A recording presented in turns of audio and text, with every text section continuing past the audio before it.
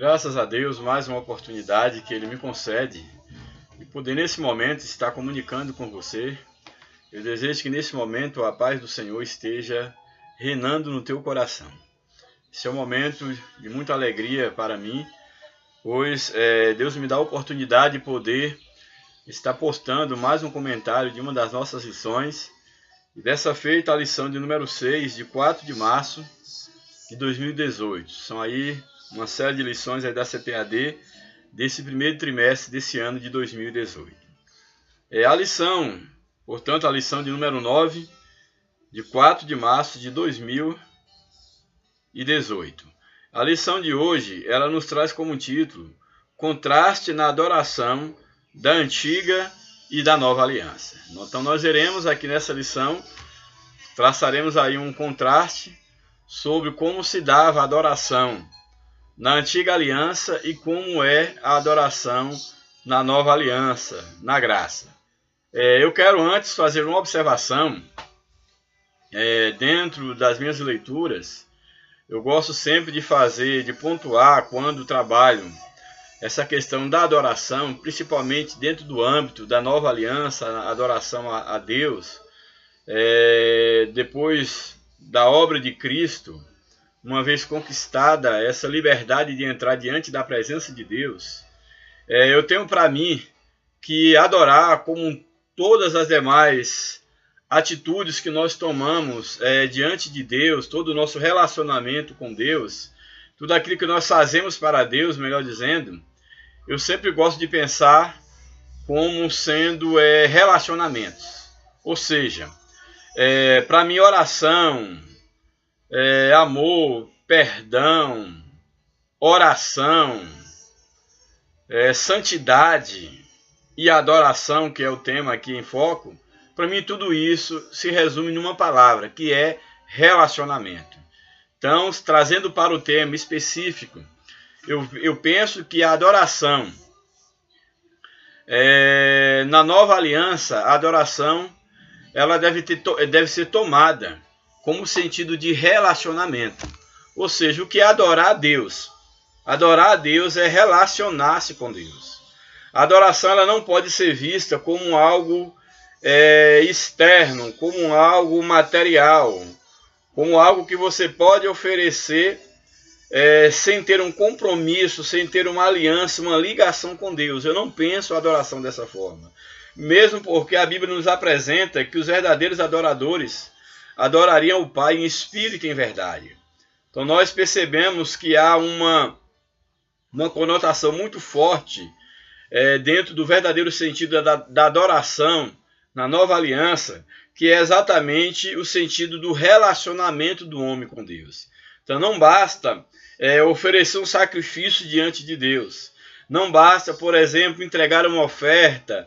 Não basta entregar um serviço para Deus. A verdadeira adoração diante de Deus, ela deve ser fruto de um relacionamento entre o homem e Deus. Jesus ele é a ponte desse relacionamento. O Espírito Santo ele foi dado à igreja para ser esse elo, para realizar esse relacionamento, para fazer com que esse relacionamento do homem que está num plano carnal, ele possa se relacionar com um ser do plano espiritual que é Deus. Isso é possível através da pessoa do Espírito Santo. Então eu quero fazer esta observação porque eu julgo ser necessária que na minha concepção e à luz da Bíblia, a verdadeira adoração ela se traduz no relacionamento do homem com Deus. Então nós veremos aqui nessa lição um contraste entre a adoração na antiga aliança e a adoração na nova aliança. O texto áureo da nossa lição nos apresenta: e quase todas as coisas, segundo a lei, se purificam com sangue, e sem derramamento de sangue não há remissão de pecado. Temos aí Hebreus 9, 22. Então, esse texto ele está nos esclarecendo que quase todas as coisas na antiga aliança elas eram purificadas sem o sangue, com o sangue, melhor dizendo. E sem o sangue não havia a remissão de pecado. Então era necessário para boa parte das coisas que se propunha a uma purificação das mesmas, era necessário um derramamento de sangue para que houvesse purificação daquele pecado. E nós sabemos que, diante de Deus, o sangue de Cristo ele foi derramado como sendo o meio para a purificação, para a propiciação do pecado da raça humana. Louvado seja o nome de Jesus. Esse é o preço, esse é o valor do sangue de Jesus. O próprio João Batista, precursor de Cristo, quando ele estava aqui pregando a mensagem, o seu evangelho, ele apresentava Jesus, ou ele apresentou Jesus para a multidão, que o seguia dizendo: eis o Cordeiro de Deus que tira o pecado do mundo. Então Jesus é exatamente o sangue imaculado para a purificação do pecado de todos aqueles que se voltam para ele, buscando a salvação, buscando a redenção do seu poder, no poder do seu sangue. A verdade prática da nossa lição nos apresenta o seguinte: a eficácia da adoração neste período da nova aliança está no fato de ela estar fundamentada no sangue de Cristo. Ou seja, uma vez que, como falei a princípio, que a adoração é relacionamento, é essa relação do homem com Deus, a eficácia, ou seja, o poder da adoração na nova aliança é exatamente porque através do sangue de Jesus, os nossos pecados são purificados. A inimizade entre o homem e Deus, ela é retirada através do sangue de Cristo, da morte e ressurreição de Jesus. E através desse sangue, nós podemos então nos relacionar com Deus. Nós podemos então adorar a Deus em espírito e em verdade. Porque Cristo, através do seu sangue, ele nos purificou e ele nos aproximou de Deus. Portanto, o sentido da verdade prática caminha para esse âmbito. A eficácia da adoração neste período da nova aliança está no fato de que essa adoração, ela está fundamentada no sangue de Cristo. Ou seja, Jesus, através do seu sangue, ele nos dá o direito de entrarmos em relacionamento com Deus, de entrarmos diante da presença de Deus, não através agora de sangue de animais, não através da intercessão de homens falíveis, de homens carnais, de homens mortais, mas o próprio sangue de Jesus nos habilita para entrarmos em relação de adoração com Deus. E isso feito uma vez por toda, através do sacrifício definitivo de Jesus Cristo. Louvado seja o nome de Jesus para sempre. A leitura bíblica em classe, já iremos para a leitura, está no livro de Hebreus, capítulo 9, os versos 1 até o verso de número 5.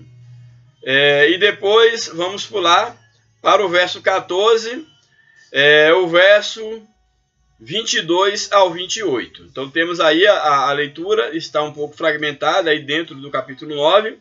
Leremos os versos do verso 1 até o verso 5, depois o verso 14 e o verso 15, depois o verso de número 22 até o verso de número 28. São os textos da leitura bíblica em classe.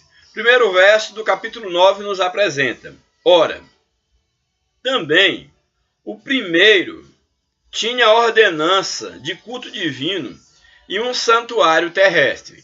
Aqui a expressão aqui, o primeiro, fala exatamente da antiga aliança, ou seja, do primeiro concerto, o velho concerto, que se tornou obsoleto devido ao novo concerto. Então, a expressão aqui, o primeiro, diz respeito ao velho concerto, à velha aliança. Então, o texto, voltando ao texto, nos diz o seguinte, olha: ora, também o primeiro, o velho concerto, tinha ordenanças de culto divino e um santuário. Ou seja, na antiga aliança, no antigo concerto, havia uma ordenança divina e havia um santuário onde os homens prestavam culto, os homens prestavam a adoração a Deus, porque ali eles haviam recebido de Deus, por intermédio de Moisés, uma ordenança, uma ordenação para que se prestasse um culto. E o lugar da presença de Deus entre o povo na antiga aliança estava exatamente ali no santuário terrestre, que era um dos lugares dentro ali do tabernáculo. Podemos dividir a grosso modo.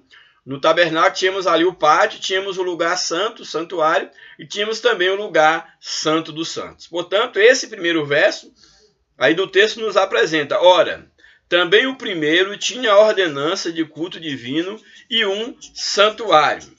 O santuário aqui é uma referência ao tabernáculo como um todo, que tinha essas divisões que acabei de falar. O verso 2: porque um tabernáculo estava preparado. Porque um tabernáculo estava preparado, o primeiro em que havia o candeeiro, e a mesa e os pães da proposição, ao que se chama santuário. Então nós temos aqui, o escritor aqui, ele divide aqui no seu texto, nos seus escritos, ele divide aqui o lugar, no caso o santuário, como tendo aqui duas divisões principais, e a essas duas divisões ele vai chamar de primeiro e de segundo santuário, o primeiro ou segundo tabernáculo, podemos dizer assim. Mas na verdade havia um só tabernáculo com essa divisão. Havia o pátio, o lugar santo e o lugar santo dos santos. Então aqui no verso 2, ele apresenta o seguinte, olha: porque um tabernáculo, que aí referindo ao lugar santo, porque um tabernáculo estava preparado. O primeiro, que era no caso o primeiro tabernáculo, referido aqui ao lugar santo, diferenciando-o do santo dos santos, o primeiro em que havia o quê? O que havia nesse primeiro tabernáculo, ou seja, no lugar santo? Havia o candeeiro, a mesa e os pães da proposição, ao que se chama santuário. Então aqui o comentarista está aqui nos apresentando esse texto, mostrando que nesse tabernáculo, ou seja, no santuário, no lugar santo, ali quais eram os utensílios que havia no lugar santo. Havia então o candeeiro, e é significativo nós analisarmos o significado desses elementos, que o próprio candeeiro aqui ele era um símbolo da luz divina, no caso da presença de Deus. Nós podemos dizer que o candeeiro simbolizava a própria luz, a presença de Deus ali na lei. Então ali o candeeiro era a luz de Deus, representava também, simbolizava o Espírito Santo, a presença de Deus, no caso ali no meio do seu povo. Então tínhamos ali então, no lugar santo, tinha os elementos que era o candeeiro, tinha a mesa e tinha os pães da proposição. E esse lugar era chamado de santuário. Aí nós temos o verso 3 que nos diz o seguinte: mas depois do segundo véu, você já viu o primeiro véu, que separava o lugar santo, no caso ali do pátio, tinha um véu que dava acesso ao lugar santo, e havia um segundo véu, uma segunda cortina, que dava lugar ao santo dos santos, que aqui o escritor chama do segundo santuário. Mas depois do segundo véu, estava o tabernáculo, que se chama o santo dos santos. Então aqui, o primeiro tabernáculo que o escritor apresenta é o lugar santo, é o santuário, e o segundo tabernáculo, que está depois do segundo véu, é exatamente o lugar santo dos santos, que é aquele lugar onde ali o sumo sacerdote ele entrava uma vez por ano para interceder pela nação de Israel. Verso 4.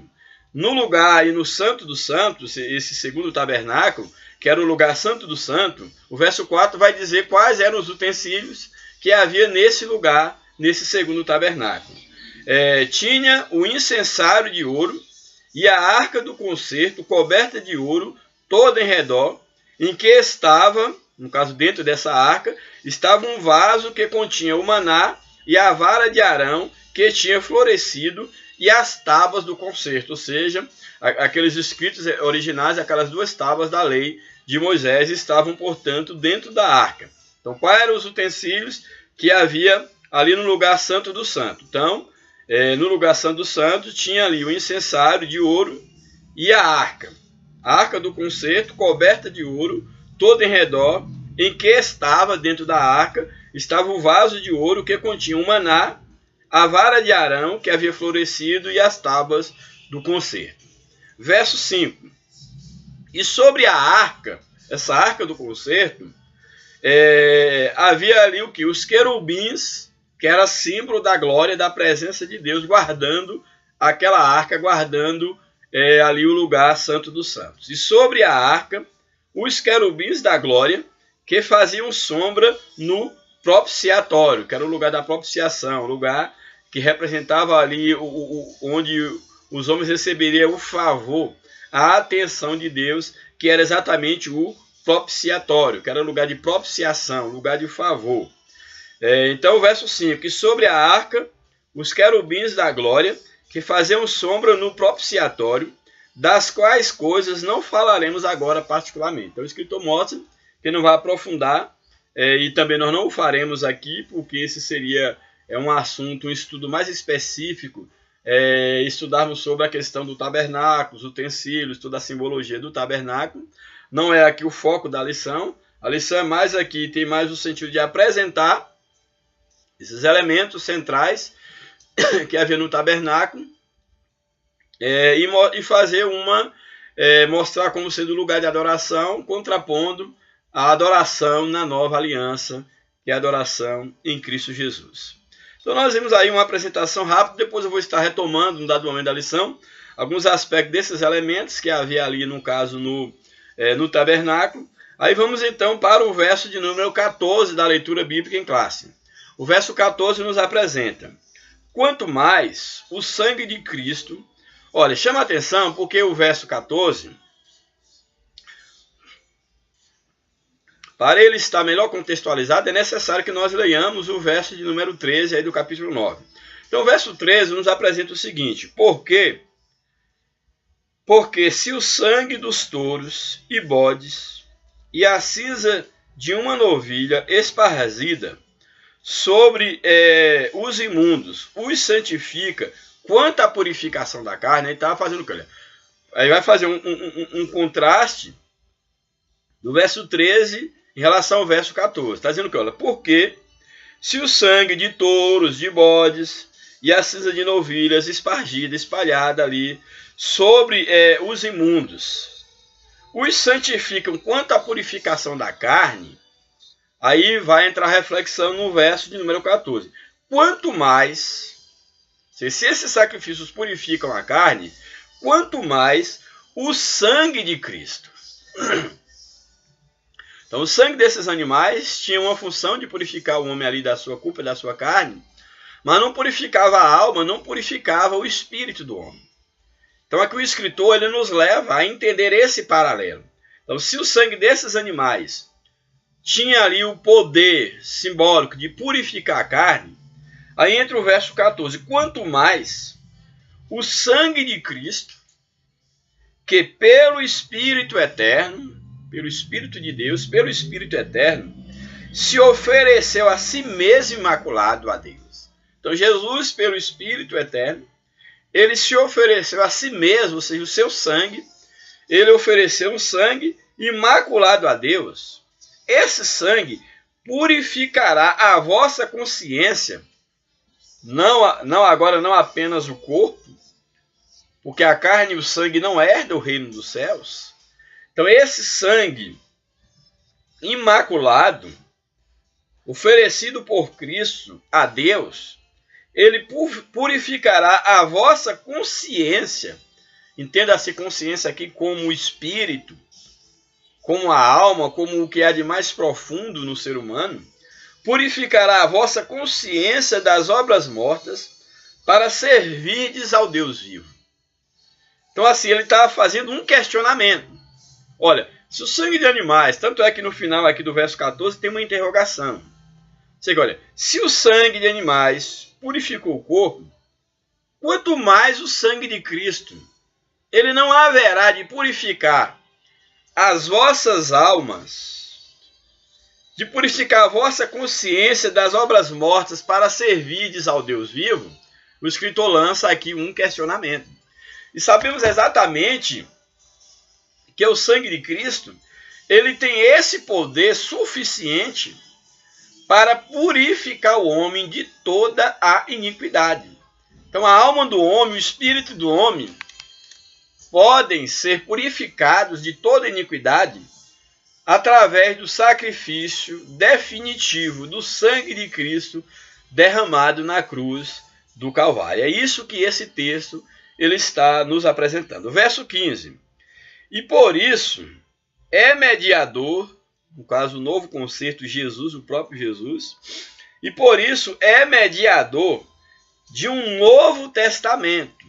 Então Jesus ele é mediador de um novo testamento, para que, intervindo a morte, para a remissão das transgressões, lembrando que um testamento ele passa a ter valor com a morte daquele que, no caso, propõe o testamento, e por isso é mediador, Jesus, de um novo testamento, para que, intervindo a morte, para a remissão das transgressões que havia debaixo do primeiro testamento. O primeiro testamento ele testemunhava contra as nossas transgressões e apontava para alguém, para a necessidade de um outro sacrifício, ou de alguém que pudesse pagar o preço e deixar esse novo testamento, que pudesse ali contemplar a nossa remissão e a nossa herança em Deus, que é a nossa eterna salvação, intervindo a morte para a remissão das transgressões que havia debaixo do primeiro testamento,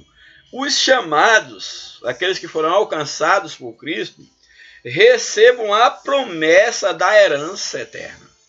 Tá? A nossa promessa de salvação e vida eterna não estava garantida no primeiro testamento, porque aquele primeiro testamento ele exatamente apontava para as nossas iniquidades, para os nossos pecados e a nossa incapacidade de nos aproximar-se de Deus, mas ao mesmo tempo indicava a necessidade de uma nova aliança, de um novo testamento.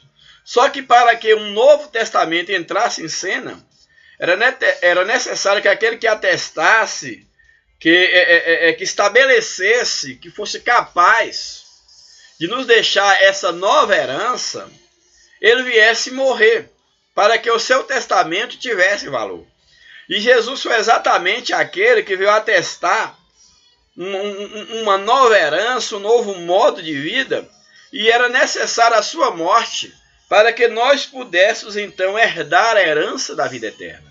E Cristo ele veio firmar essa aliança, esse testamento, e a sua morte era necessária para que nós tomássemos posse da nossa herança, que é a vida eterna. Daí a necessidade da sua morte e ressurreição para garantir a nossa herança diante de Deus. Aí do verso 15, nós vamos então para o verso 22.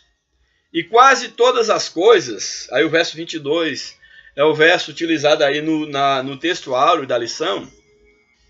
E quase todas as coisas, segundo a lei, se purificam com sangue. E sem derramamento de sangue não há remissão de pecado. Então aqui nos mostra que, segundo a lei, havia necessidade de sangue para a remissão dos pecados. E como Jesus ele veio para cumprir toda a lei e cumprir as exigências divinas, Jesus então ele derrama o seu sangue para a purificação do pecado do homem. Esse é o segredo e a necessidade de Jesus ter derramado o seu próprio sangue. Então, quase todas as coisas, segundo a lei, se purificam com sangue. E sem derramamento de sangue, não há remissão de pecado. Verso 23. De sorte que era necessário que as figuras das coisas que estão nos céus assim se purificassem. Ou seja, o tabernáculo e todas as exigências móveis, todo o ritual que compunha ali o tabernáculo, a sua existência, eram figuras das coisas que estavam nos céus. Como eram apenas figuras e coisas, no caso aqui terrenas, havia toda a necessidade daquele ritual do sangue para que purificasse essas figuras, que eram imagem das coisas verdadeiras, daquilo que era perfeito que havia nos céus. Então daí o texto nos apresenta, de sorte que era bem necessário que as figuras das coisas que estão nos céus assim se purificassem com o sangue. Mas as próprias coisas celestiais, ou seja, as reais, com sacrifícios melhores do que essas. Então nós sabemos o quê? Que as coisas reais, já que aquilo apontava para algo espiritual e apontava para a nossa redenção, era necessário um sacrifício maior para que, de fato, a nossa redenção ela pudesse ser executada. Ela necessitava de um sacrifício real, de um sacrifício mais excelente. E esse sacrifício mais excelente era exatamente o sacrifício de Cristo. Aí os versos de número 24 nos apresentam o seguinte: porque Cristo não entrou em santuário feito por mãos, ou seja, santuários humanos. Figura, esse santuário que é feito por mão, era figura do verdadeiro. Porém, Cristo entrou nos céus, que é o verdadeiro santuário, para agora comparecer por nós perante a face de Deus. Então temos Cristo que entrou não num santuário feito por mãos de homem, mas num santuário verdadeiro, para poder interceder por nós diante de Deus. Louvado seja o nome de Jesus. O verso 25 nos apresenta: nem também para si mesmo, no caso em relação a Jesus, ao entrar nesse santuário, nem também para si mesmo se oferecer. Ele não entrou lá, Jesus nesse santuário nos céus, ele não entrou lá, nem também para si mesmo se oferecer muitas vezes, como o sumo sacerdote, cada ano entrava no santuário com sangue alheio. Ou seja, Jesus, ele entrou no Santo dos Santos, ele entrou no santuário nos céus, porém não à semelhança do sacerdote ou do sumo sacerdote, que entrava uma vez por ano, tinha que todo ano estar entrando lá no Santo dos Santos, para poder oferecer um sangue alheio, o sangue de um animal, para a purificação do seu pecado e do pecado de todo o povo. Então Jesus ele não agiu como o sumo sacerdote, no aspecto de entrar com o sangue alheio e de precisar estar repetindo esse ato. Não. Jesus ele oferece o seu próprio sangue, ele é o próprio sacrifício, e ele faz isso uma vez por todas. Não há necessidade de que ele esteja repetindo este sacrifício. Verso de número 26. De outra maneira, ao contrário, se ele fizesse como o sumo sacerdote na antiga aliança, de outra maneira, necessário lhe fora, no caso, se Cristo ele tivesse o mesmo status, ele fosse a semelhança de um sacerdote humano, pecador, de outra maneira, necessário lhe fora padecer muitas vezes desde a fundação do mundo. Ou seja, se Jesus fosse um sacerdote comum humano, ele deveria padecer várias vezes desde a fundação do mundo para poder estar oferecendo sacrifício constante, contínuo, repetitivos pela humanidade. Mas agora, na consumação do século, ou seja, no tempo oportuno, no momento da revelação de Deus, e Cristo veio na consumação do século, no tempo aí da revelação de Deus, propício para essa revelação de Deus ao mundo, mas na consumação dos séculos, uma única vez se manifestou para aniquilar o pecado pelo sacrifício de si mesmo. Então, na consumação do século, ou seja, no tempo oportuno, Cristo ele se manifesta uma única vez para poder exatamente aniquilar o pecado do homem através do seu próprio sacrifício, da sua própria vida, que ele havia entregue pelos homens. Verso de número 27. E como aos homens está ordenado a morrerem uma vez, vindo depois disso o juízo, isso aqui é muito interessante, que esse texto nos fala sobre o sacrifício de Jesus, que foi único. E esse sacrifício único, ele é a única oportunidade do homem se encontrar diante de Deus.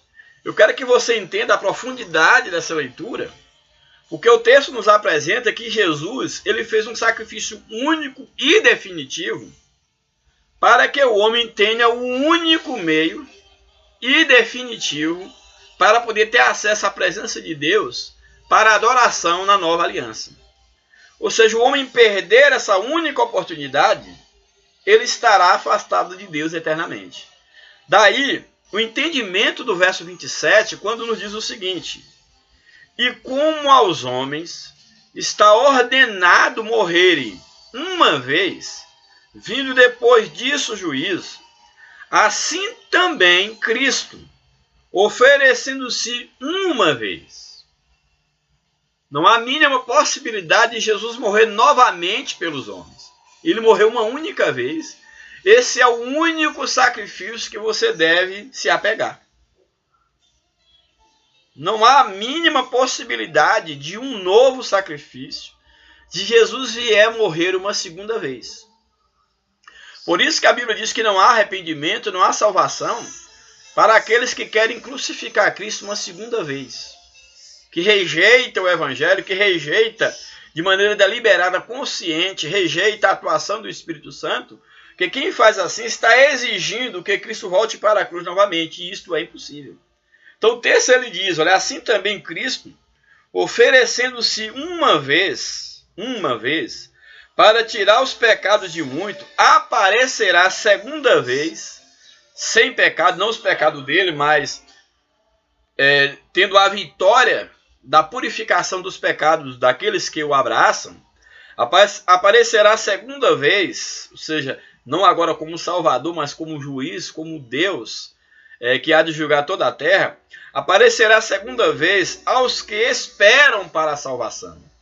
Então, olha, isso aqui é interessante, por quê? Porque faz um contraste aqui entre a ideia de que aos homens está ordenado morrer uma única vez, assim como Cristo morreu uma única vez, morreu pelos nossos pecados, ele aparecerá segunda vez sem pecado, ou seja, ele conquistará e conquistou o perdão dos pecados daqueles pelos quais ele morreu. Ele aparecerá segunda vez sem pecado para exatamente levar para si aqueles que o aguardam para a salvação. Isso quer dizer o quê? Que os homens, enquanto ele tem vida, os homens têm a oportunidade de serem alcançados pelo sacrifício de Cristo,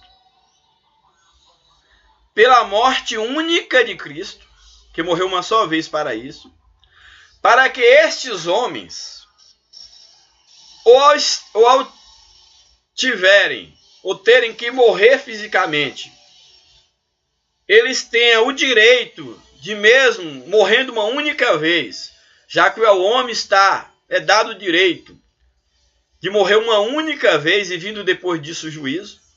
Então, a esses que estiverem mortos, eles terem a oportunidade de serem ressuscitados com Cristo, ou aqueles que estiverem vivos, que eles recebam a bênção da transformação quanto da vinda de Cristo. Então, é necessário que você entenda que quando o texto está dizendo, e como aos homens está ordenado morrer uma vez, vindo depois disto o juízo, é que nada mais resta ao homem depois da morte, a não ser o juízo. E vamos entender aqui o juízo, no mínimo em dois aspectos. Ou o juízo no sentido de que ele receba a condenação pelos seus feitos por ter rejeitado a Deus, ou juízo no aspecto de que ele foi justificado em Cristo, porque a Bíblia diz que nenhuma condenação fala de juízo, que nenhuma condenação há para aqueles que estão em Cristo Jesus. Então o homem ele pode escolher ou enfrentar o juízo de Deus sem Cristo, ou ser justificado, enfrentar esse juízo através de Cristo, sendo, portanto, justificado em Cristo, tendo a garantia de que não há mais nenhuma condenação para os que estão em Cristo Jesus. Porém, você não pode esquecer disso, que a você e a mim está ordenado morrer uma única vez, E Cristo morreu uma única vez para que você, para que eu, para que nós não morrêssemos eternamente e tivéssemos o direito, a esperança de, na vinda de Jesus, sermos alcançados pela salvação eterna. Louvado seja o nome de Jesus para sempre. Então essa é a leitura bíblica em classe. Iremos agora então para o comentário da lição. E eu espero que o que nós já temos visto até aqui possa servir para a edificação da tua vida, edificação da tua alma. Bem, a leitura da lição, a introdução, nos apresenta o seguinte. Ao falar do tabernáculo como o local de culto na antiga aliança, o autor sagrado detalha alguns dos seus principais utensílios. Ele mostra que tem em mente o culto quando usa a palavra grega latreia. Então, a palavra latreia tem o sentido aqui de culto. Então, o escritor mostra que ao estar escrevendo sobre isso, ele está em mente a questão do culto. Essa palavra é usada em outros trechos. Hebreus 9, 1, 6, no verso 9, no verso 14. Com o sentido de adoração ou serviço sagrado. Então, latreia tem o sentido de culto, mais especificamente o sentido de adoração ou de serviço sagrado. É perceptível que a doutrina do sacerdócio de Cristo domina boa parte da epístola, e muita coisa que foi dita sobre o assunto é enfatizada novamente aqui. Então, até aqui a epístola aos Hebreus fala muito dessa questão do sacerdócio de Cristo, e aqui nesse capítulo 9 está repetindo esse tema que já foi tratado aí nos capítulos anteriores. A intenção, no caso aqui, é contrastar a antiga adoração prestada pelo sistema sacerdotal da antiga aliança e o serviço prestado por Cristo no tabernáculo eterno da nova aliança. Então aqui nos apresenta que a intenção aqui é fazer um contraste entre a antiga adoração prestada pelo sistema sacerdotal levítico, e é interessante nós observarmos que tem-se aqui um contraste da adoração dos sacerdotes para Deus, como intercessores do povo, contrastando com a adoração de Jesus para Deus, sendo Jesus o nosso sumo sacerdote diante de Deus. Isso é muito profundo. Então aqui o que contrasta aqui não é só a adoração do povo na antiga aliança diante de Deus e a adoração da igreja na nova aliança, mas contrasta aqui principalmente como se dava a adoração dos sacerdotes diante de Deus como representante do povo e o nível de adoração de Jesus diante de Deus, sendo esse acesso direto agora do homem para Deus na nova aliança. Isso principalmente é contrastado aqui nessa forma de adoração, contraste da adoração na antiga e na nova aliança. Então, havia uma qualidade de adoração do sacerdote na antiga aliança e do povo, ali através do sacerdote e daqueles sacrifícios, e há um nível de adoração na nova aliança, adoração de Cristo em relação a Deus, e da igreja através do ministério de Cristo nessa nova aliança. Bem, a leitura do primeiro tópico da lição, nós temos o seguinte: o culto e seus elementos na antiga aliança. O culto e seus utensílios é o primeiro subtópico desse tópico. O autor demonstra profundo conhecimento sobre o culto da antiga aliança quando fala do tabernáculo e de seus utensílios. Ele tem em mente as duas principais divisões do antigo santuário, como falei a princípio. Quais eram as duas principais? O lugar santo e o lugar santo dos santos, que eram divididos por cortinas. Então ele tinha em mente as duas principais divisões do antigo santuário, o lugar santo e o santo do santo. Na descrição que ele faz, O primeiro compartimento, o lugar santo, que ele chama de primeiro tabernáculo, lugar santo, estava ali no lugar santo, estava o quê? Estava ali no lugar santo, estava o candelabro, que é exatamente aquilo que falei, que era símbolo da presença de Deus, da luz divina ali na lei. Então o candelabro, já que ela era o lugar onde se acendia a luz, ali o azeite acendia a luz, ali era o símbolo da presença divina na lei. Então temos ali esse candelabro simbolizando a luz, no caso da lei, a luz da lei, que seria, em certa medida, a luz da lei seria a vontade de Deus, a luz de Deus, a vontade de Deus para o povo. Então temos ali então o candelabro, a mesa dos pães da proposição. Chama a atenção para que a mesa dos pães da proposição, que essa mesa da proposição, ela também, pesquisando, ela também é chamada de a mesa da presença. Olha, na mesa da proposição, ali era colocado 12 pequenos pães, que representavam ali as tribos de Israel. Então esses 12 pequenos pães, eles eram colocados ali no lugar santo, na mesa da proposição. Eu chamo a atenção interessante, porque essa mesa da proposição, ou mesa da presença, onde eram colocados, propostos pães da proposição, nós temos que, é claro que o termo ganha um sentido dentro do texto, aí a questão da mesa da proposição, mas se nós formos pegar o significado da palavra proposição, proposição é o ato de você, o efeito de você propor. Proposição é o efeito de propor, é aquilo que se propõe. E é interessante que na mesa da proposição, ou na mesa aqui da presença, era proposto, a finalidade dessa mesa era exatamente propor diante de Deus, apresentar os pães diante de Deus.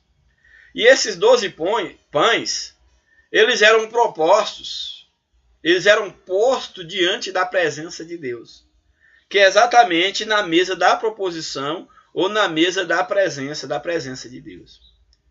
Então ali é como se aqueles 12 pães ali na mesa da proposição representasse, é como se ali estivesse a nação de Israel. As 12 tribos sendo ali representadas, postas diante da presença de Deus. Isto é maravilhoso. Então toda uma simbologia. E apontava para Cristo. Nós sabemos que Cristo, ele é o nosso próprio propiciatório. Cristo é o nosso propiciatório. Ele é em Cristo que nós podemos ser oferecidos diante de Deus. Cristo é a própria oferta. Ele é a mesa na qual nós podemos estar. Ele é a própria propiciação dos nossos pecados. Louvado seja o nome de Jesus para sempre. Então temos ali no lugar santo, candelabro, a mesa dos pães da proposição. No segundo compartimento, nós vamos ter o quê? O segundo compartimento, que é o Santo dos Santos, que é a lição, o escritor chama do segundo tabernáculo. No segundo compartimento, o Santo dos Santos, que era separado do primeiro por uma cortina separava o lugar santo do Santo dos Santos. O autor cita o que tinha ali? Olha, no segundo compartimento, o Santo dos Santos, que era separado por uma cortina, o autor cita o quê? A Arca da Aliança e o incensário de ouro. Então, no lugar Santo dos Santos, ali tinha a Arca da Aliança e um incensário de ouro, que é para oferecer o incenso diante de Deus. Incenso tem toda essa simbologia das petições, da oração, né, isso, do coração do povo diante de Deus. Então essa era a simbologia do que nós temos aí do culto e os utensílios desse culto na Antiga Aliança. Subtópico 2. O culto e seus oficiantes e liturgia. Tudo aqui se trabalhando dentro da Antiga Aliança. Nós vimos os utensílios. Agora vamos ver aqui foram o culto e os seus utensílios. Vimos quais eram os utensílios desse culto na Antiga Aliança. E vamos ver agora o culto e os seus oficiantes, ou seja, e a liturgia, aí também na Antiga Aliança. Há toda uma simbologia nesses utensílios do antigo culto, como demonstra a tipologia bíblica. No caso, o candelabro, que é o candeeiro, representava o testemunho do povo de Deus. Seja ali o testemunho. Era o candeeiro, o testemunho, era a luz, o testemunho diante de Deus. Simbolizava isso. Então temos ali o candelabro, que representa o testemunho. A mesa dos pães da proposição, da presença, que representava a comunhão com Deus, o povo sendo colocado diante de Deus através daqueles 12 pães, representava a comunhão com Deus. O altar do incenso, que representa a oração, o clamor, a petição, a necessidade do povo diante de Deus, a oração, representava então o altar do incenso. A arca do concerto, aí dentro, no caso dessa simbologia, a arca do concerto representava a presença de Deus. Então a arca do concerto era símbolo do concerto entre Deus e o povo. Então, enquanto a arca de Deus estivesse entre o povo, era sinal de que a presença de Deus estava no meio do seu povo. Louvado seja o nome de Jesus. Todavia, o autor não se detém nos detalhes dessa tipologia. A sua intenção é mostrar o culto como um todo, conforme ele era prestado no antigo tabernáculo, e dessa forma contrastar, que é o objetivo da lição, com o tabernáculo celestial no qual Cristo oficiava como sumo sacerdote. No santo lugar, os sacerdotes entravam diariamente para prestar culto, enquanto somente uma vez no ano o sumo sacerdote adentrava no Santo do Santo, como nós já falamos. Então aqui no santo lugar o sacerdote entrava diariamente para ali estar oferecendo sacrifício pelo povo. No Santo do Santo, o sumo sacerdote entrava uma vez por ano para estar oficiando. O serviço sagrado prestado por eles, pelo sacerdote e sumo sacerdote, era apenas uma sombra e não resolvia o problema da culpa. Então esse culto, essa adoração prestada pelo sacerdote e pelo sumo sacerdote na antiga aliança, esse culto, essa adoração, não resolvia o problema da culpa do homem. Era apenas uma sombra, como nos diz aqui o escritor, a lição, era apenas uma sombra e não resolvia o problema da culpa. Então nós já temos aqui o caráter desse culto, o caráter dessa adoração, que representava, era uma sombra de algo maior que deveria vir, e não tinha o poder para resolver o problema da culpa. Então, portanto, este culto, essa adoração na antiga aliança não resolvia o problema do pecado, da culpa do ser humano. Por intermédio do sacrifício de si mesmo, agora é o culto de Cristo na nova aliança, por intermédio do sacrifício de si mesmo, Cristo entrou no Santo dos Santos celestial para resolver de uma vez por todas o problema do pecado.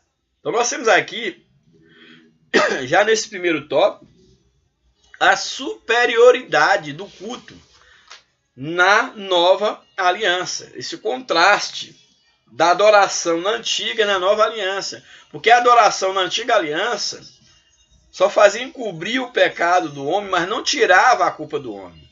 A adoração na nova aliança, Cristo é quem inaugura essa adoração diante de Deus. E essa adoração na nova aliança, ela é feita pelo sacrifício vivo de Cristo, que entra uma vez por todas no santuário celeste. E esse seu sacrifício, no Santo dos Santos, ele resolve o problema do pecado do homem. Então é uma adoração superior, porque ela não apenas cobre, ela resolve o problema do pecado do homem. E possibilita a esses purificados adorarem a Deus com uma adoração também superior. Não por meio de sacerdotes humanos ou por meio de sacrifícios de animais, mas através do próprio sacrifício de Cristo e no poder do Espírito Santo. Nós podemos agora adorar a Deus em espírito e em verdade. Nós podemos entrar diretamente na presença de Deus através do sangue da nova aliança, do sangue de Jesus Cristo. Louvado seja o seu nome para sempre. Bem, aí nós vimos então nesse primeiro tópico o culto e seus elementos na antiga aliança. Agora nós vamos ver o segundo tópico, a eficácia do culto na nova aliança. Primeiro subtópico, uma redenção eterna. A diferença entre o culto da antiga e o da nova aliança pode ser vista no contraste entre ambas as alianças, quanto à eficácia do sacrifício efetuado no contexto de cada uma. Sobre a eficácia da redenção operada por Cristo, o autor diz ir muito além do antigo culto. O sacrifício de Cristo vai bem além. No texto de Hebreus 9, a palavra redenção traduz o termo grego litroses, que significa resgate, com o sentido de libertação mediante o pagamento de um preço. Então, Cristo nos libertou mediante o pagamento de um preço, que foi a sua própria vida, o seu próprio sangue. Enquanto o culto levítico, com os seus muitos rituais, produzia apenas uma pureza cerimonial, havia apenas ali uma pureza cerimonial, simbólica. Então, enquanto o culto levítico, com seus muitos rituais, produzia apenas uma pureza cerimonial, o sacrifício de Cristo operou a redenção eterna. Então, olha aqui que diferença da adoração da antiga para a nova aliança. A adoração na antiga aliança dava ao homem uma possibilidade de uma pureza cerimonial. A adoração na nova aliança em Cristo dá ao homem a condição de experimentar, a possibilidade de experimentar não uma redenção cerimonial, mas uma eterna redenção, porque foi um sacrifício perfeito e eterno. Louvado seja o nome de Jesus para sempre. Segundo subtópico, uma consciência limpa. Então, a eficácia do culto, da adoração na nova aliança é que possibilita uma consciência limpa. Já vimos que os sacrifícios na antiga aliança possuíam um aspecto meramente externo. Sacrifício era algo simbólico, e tinha um aspecto externo, eram animais. Sacrifício material, externo. Então já vimos que os sacrifícios da antiga aliança possuíam um aspecto meramente externo, isso é, cerimonial. Eles não conseguiam tratar com a parte interna do homem, não tratava da alma, da necessidade da alma, do espírito do homem. Na verdade, esses muitos sacrifícios na antiga aliança apenas cobriam os pecados em vez de removê-los. Isso é muito interessante. Imagine alguém que varre a casa e pega o lixo e joga debaixo do tapete. Aparentemente a casa está limpa, mas a sujeira está debaixo do tapete. Na antiga aliança, esses sacrifícios apenas jogavam o lixo para debaixo do tapete.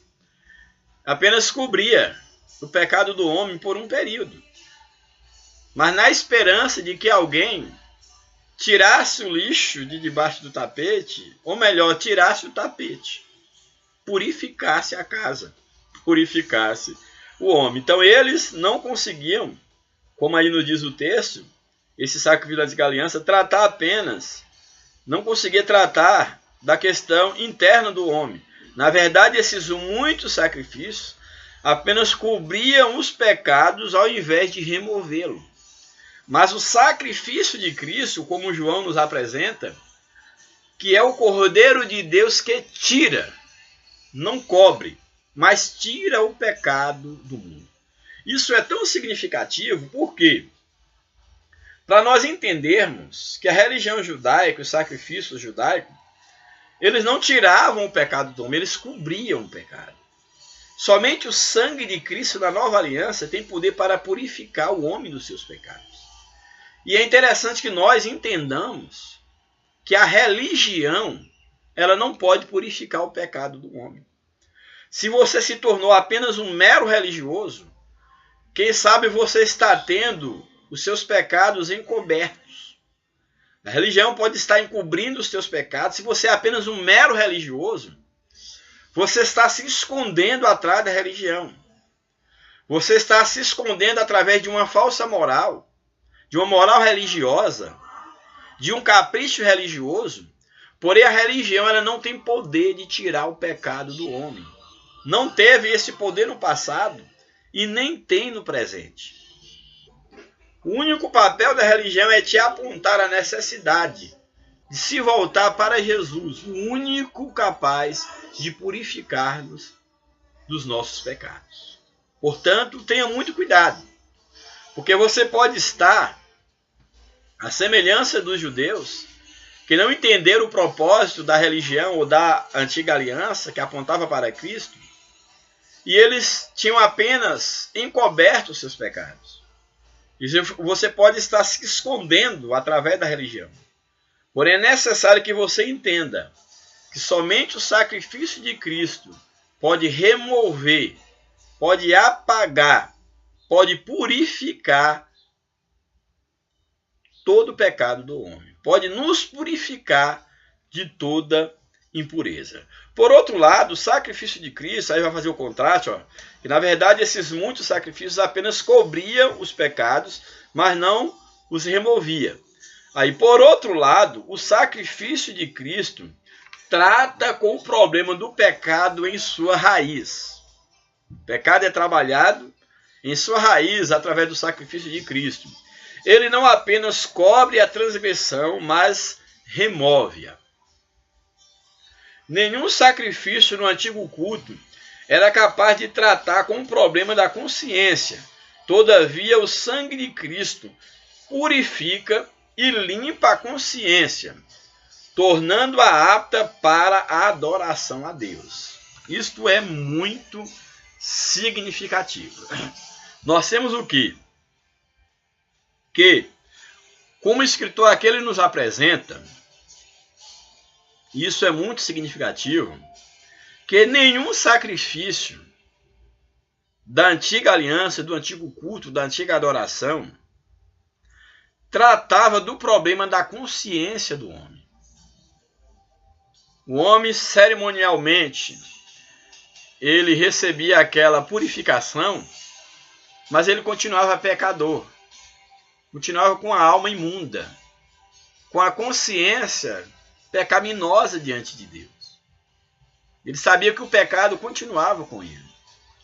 Porém, nós sabemos o quê? Que o sangue de Cristo, ele tem o poder de purificar e limpar a nossa consciência, tornando-nos aptos para a adoração a Deus.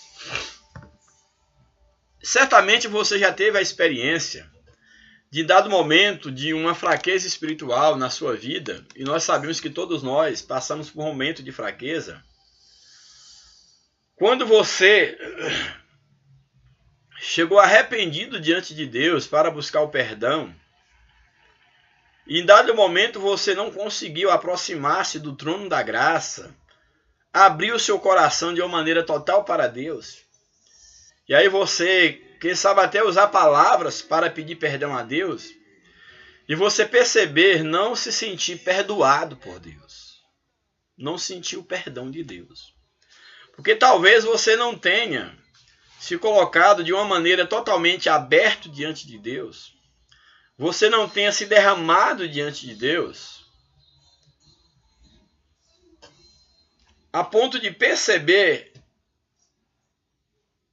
a sua inabilidade, a sua incapacidade de ser perdoado, e demonstrar a sua total dependência do sacrifício de Cristo para purificação, para perdão do teu pecado. Isso é tão importante porque que nós observamos que os sacrifícios humanos, eles não tinham poder de trabalhar a questão da consciência do homem. O homem poderia até mesmo enganar-se a si mesmo através de um sacrifício, mas não a sua consciência diante de Deus. E nós sabemos que quando nós pecamos, e nós nos colocamos diante de Deus com um coração verdadeiramente derramado, verdadeiramente arrependido diante de Deus, o problema da nossa consciência é resolvido. Nós sentimos a purificação, a limpeza da nossa consciência e nos tornamos aptos para adorar a Deus. Espero que você esteja entendendo por quê. Porque o único meio de purificação do nosso pecado e da nossa consciência para nos habilitar a uma verdadeira adoração, que já falei a princípio que é relacionamento com Deus, é através da purificação do sangue de Jesus. Então, ou seja, se em dado momento da sua vida espiritual você fracassou, você pecou, o único caminho é cair nos braços de Cristo, buscando a purificação no seu sangue. E não adianta tentar forçar a barra para uma adoração a Deus, já que a adoração é relacionamento, que você não vai conseguir. Você não vai conseguir relacionar-se com Deus com o pecado na sua vida. Porque a Bíblia diz que os nossos pecados fazem separação entre nós e o nosso Deus. Então, se a adoração, e eu creio que a adoração é relacionamento, você só pode relacionar-se com Deus. Você só pode adorar a Deus se você passar pela purificação do sangue de Jesus. Então, viver em pecado é vedar a possibilidade de adorar a Deus. Uma vida de santidade, uma vida de entrega a Cristo para ser purificado, é condição sine qua non, é condição indispensável para a adoração. Isso é tão sério que a gente percebe que tem muitos que se dizem adoradores de Deus, que fizeram uma aliança com Deus.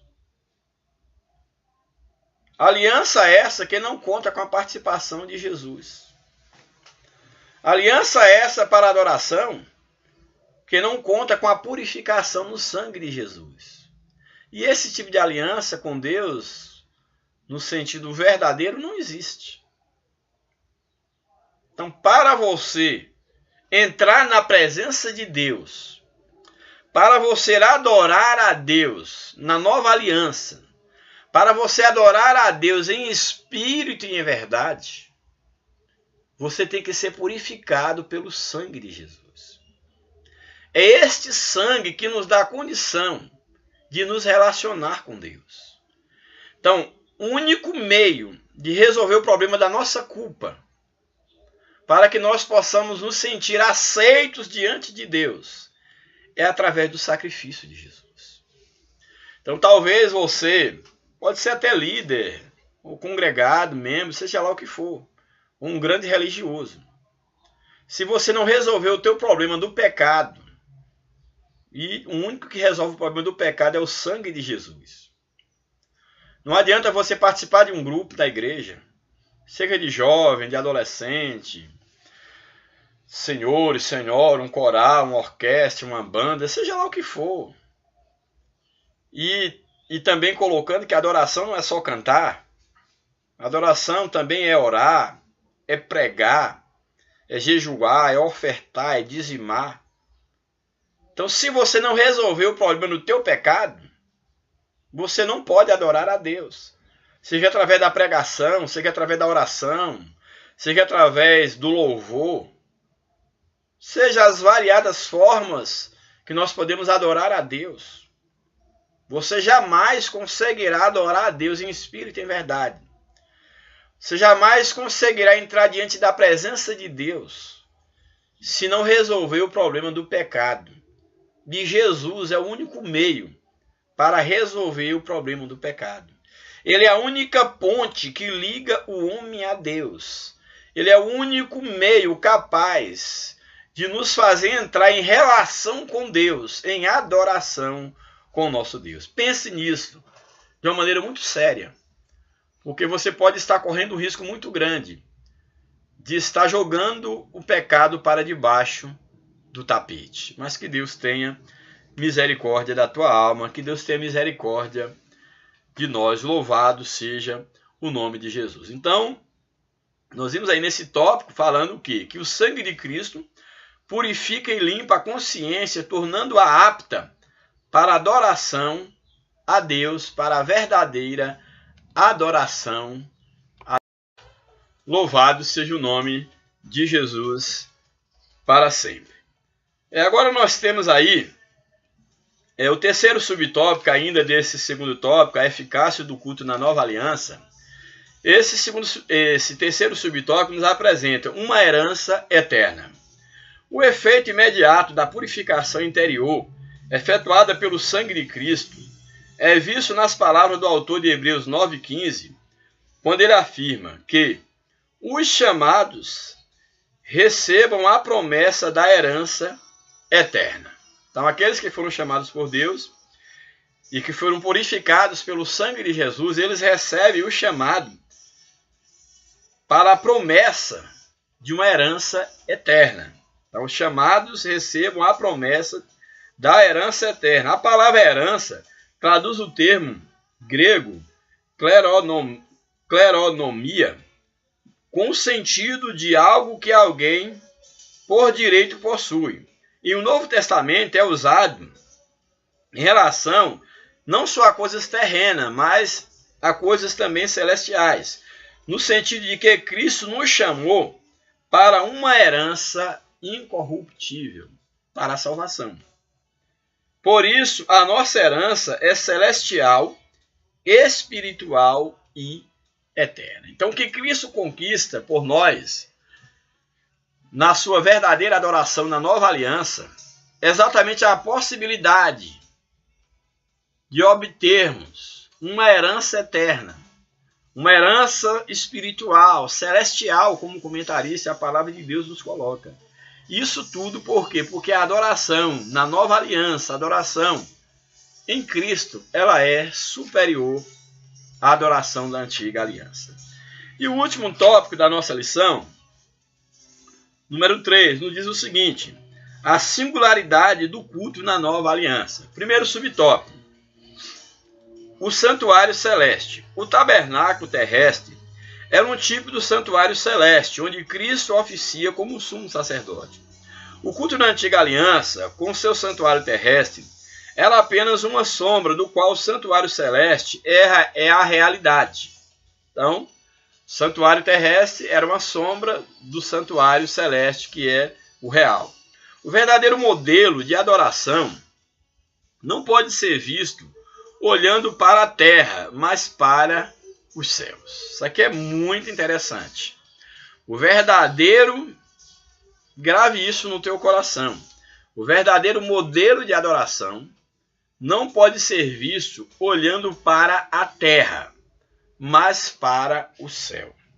Olha, na antiga aliança, a adoração era olhando para a terra porque eram coisas materiais, para tentar atingir o espiritual como símbolo de coisas espirituais. Então, a verdadeira adoração a Deus não é olhando para a terra, não é olhando para a oferta, não é olhando para o dízimo, não é olhando para o meu talento, para a minha capacidade, não. A verdadeira adoração é olhando para os céus, para Cristo. Você consegue entender isso? É por isso que o verdadeiro adorador vai adorar o Pai em espírito e em verdade, porque Deus é espírito. Então a verdadeira adoração não está no âmbito da matéria, está no âmbito do Espírito. É o próprio Espírito Santo que nos capacita na adoração a Deus, que é Espírito. Portanto, o verdadeiro modelo de adoração, e esse modelo é o modelo de Cristo, que Cristo ele entrou no santuário celestial, eterno, para que nós também tomássemos esse modelo de adoração e agora pudéssemos adorar a Deus em espírito e em verdade, não a semelhança da adoração da antiga aliança, mas adorar a semelhança da adoração que Cristo apresentou a Deus, que foi no santuário celestial. O verdadeiro modelo de adoração não pode ser visto olhando para a terra, mas para o céu. Se a adoração no antigo santuário se a adoração no antigo santuário, apesar de suas inúmeras limitações, teve o seu valor, que dizer então da adoração que toma como um ponto de partida o santuário celestial? Muito interessante. Havia um valor na adoração no Antigo Testamento, tanto é que aquela adoração, aqueles sacrifícios, eles eram aceitos diante de Deus no sentido de aplacar, de não punir o pecado do povo. Porém, eram sombras. Então imagine a adoração celestial. Imagine se a adoração terrestre teve valor. Imagine a adoração celeste, que foi inaugurada pelo próprio Cristo. Cristo é o nosso próprio propiciatório. Ele é a propiciação dos nossos pecados. Na antiga aliança, nós tínhamos lá o propiciatório, que era o lugar onde a propiciação era feita. Ali tínhamos ali, por exemplo, a tampa da arca, havia ali o propiciatório, que era espargido sangue ali no propiciatório. Aquele sangue na presença de Deus, para ser aceita aquela expiação diante de Deus, para a purificação, para a limpeza do pecado do homem. E nós percebemos aqui que Cristo, ele é a nossa propiciação, ele é a nossa própria propiciação. Então ele é o próprio lugar da adoração. O que é adorar a Deus? Adorar a Deus é estar em Cristo. Estar em Cristo é estar diante de Deus. É estar sendo oferecido como adoração. É entrar em relacionamento com o verdadeiro Deus. Na verdadeira adoração. Louvado seja o nome de Jesus para sempre. Subtópico 2. Um sacrifício superior. O serviço prestado pelos sacerdotes no antigo culto é contrastado com aquele realizado por Cristo na nova aliança. Cristo, ao contrário dos sacerdotes, não necessitou repetir o sacrifício, nem tampouco fazê-lo por meio de sangue alheio, como já falei a princípio. O culto no antigo concerto era imperfeito porque seus sacerdotes eram imperfeitos, da mesma forma que o eram os seus sacrifícios. Então era um culto imperfeito, porque tanto os sacerdotes como os sacrifícios eram imperfeitos. Na antiga aliança, o verdadeiro culto em tudo superior só foi possível porque o Cordeiro de Deus se deu em nosso lugar. Então temos aqui que o culto na nova aliança ele é perfeito porque é o próprio Cordeiro de Deus, Jesus Cristo, ele é perfeito e ele se deu em nosso lugar. Por isso nós temos então agora um sacrifício superior, que é o sacrifício de Cristo, um sacrifício perfeito. E podemos apresentar a Deus também um culto perfeito. Último subtópico 3. Uma promessa gloriosa. O autor encerra a sua exposição sobre o culto na antiga e nova aliança com uma promessa. Assim também Cristo, oferecendo-se uma vez para tirar os pecados de muitos, aparecerá segunda vez sem pecado aos que o esperam para a salvação. Ou seja, o sacerdote oferecia sacrifício pelo povo para cobrir o pecado do povo. Um sacerdote uma vez por ano para cobrir o pecado. Da mesma forma, só que com efeito diferente, Cristo ele se apresenta, porém com um sacrifício único e definitivo. E ele o quê? Ele se apresenta uma só vez para tirar os pecados de muitos. Muitos aqui é no sentido de todos aqueles que abraçarem o sacrifício de Cristo. Desse muitos aqui não é um grupo seleto. Muitos aqui engloba todos aqueles que deixam ser alcançados pelo sacrifício de Cristo. É isso que o texto nos apresenta. Cristo oferecendo-se uma vez para tirar os pecados de muitos, de todos os que o aceitam. Aparecerá segunda vez, agora sem pecado, mas agora ressurreto, agora já no caso como um Senhor de toda a terra, como um juiz, como um Deus que venceu o pecado. Ele aparecerá segunda vez aos que o esperam para a salvação. O autor de Hebreus resume bem a mensagem do texto sobre a obra de Cristo quando diz que o nosso Senhor se manifestou para aniquilar o pecado pelo sacrifício de si mesmo, Hebreus 9, 26.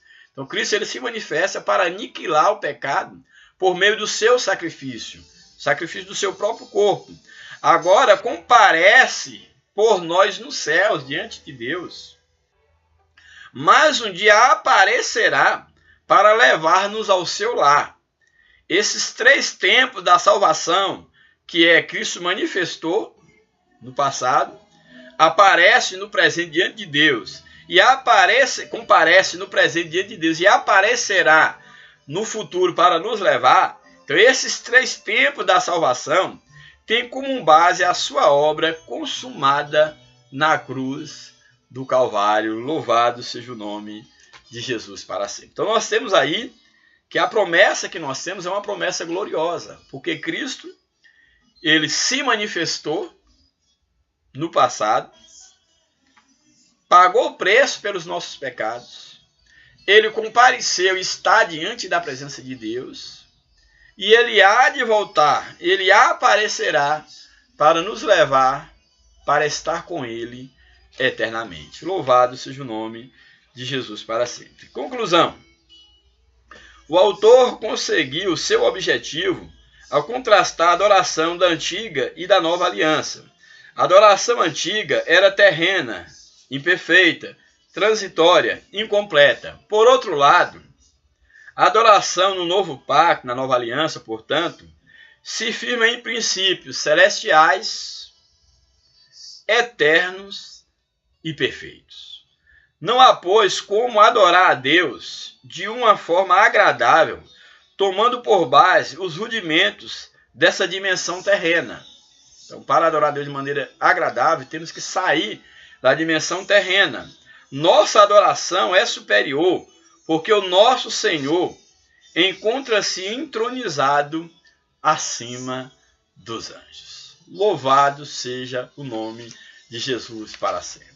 Portanto, guardem isso. Guarde essas coisas no teu coração. A adoração da antiga aliança, ela não pode ser comparada com a adoração inaugurada por Cristo na nova aliança. Nós hoje temos o privilégio de podermos entrar diante da presença de Deus. O véu já foi rasgado. Toda separação já foi retirada. E nós podemos, em Cristo Jesus, entrar no Santo dos Santos e adorar a Deus e relacionar-nos com Deus em espírito e em verdade. Que Deus nos abençoe, que o Espírito Santo de Deus, ele continue falando profundamente no teu coração, que você possa a cada dia viver uma vida para Deus, que você possa a cada dia se certificar do nível da tua adoração diante de Deus.